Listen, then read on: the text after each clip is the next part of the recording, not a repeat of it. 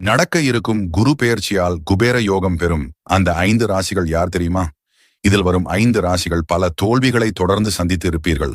கடந்த 5 ஆண்டுகளுக்கு மேலாக பணம் கஷ்டம் இல்லை அப்படின்னா கூட மன கஷ்டம் நிறைய இருந்திருக்கும். இதில் சில ராசிக்காரர்களுக்கு யோகமும் அடித்திருக்கும், உங்களில் நட்சத்திரம் மற்றும் லக்னத்தின் மாற்று பார்வையினால். ஆனால் இப்பொழுது இந்த ராசியில் வரும் அனைத்து நட்சத்திரங்கள் மற்றும் லக்னக்காரர்களுக்கும் யோகம் வரும் காலம் இது.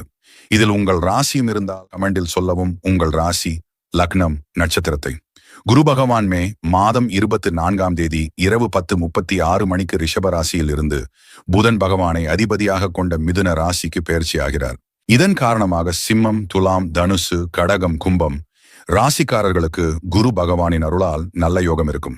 பணவரவு, சம்பள உயர்வு, பழைய கடன்கள் முடிவுக்கு வருவது, புதிய தொழில் துவங்கும் யோகத்தை குரு பார்வையினால் அடுத்த 1 வருடத்திற்குள் உங்களுக்கு குபேர யோகம் உண்டாகப் போகிறது.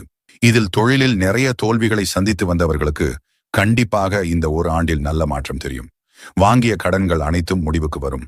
முடிந்தவரை கடன் வாங்குவதை இனி தவிர்ப்பது மிகவும் நல்லது.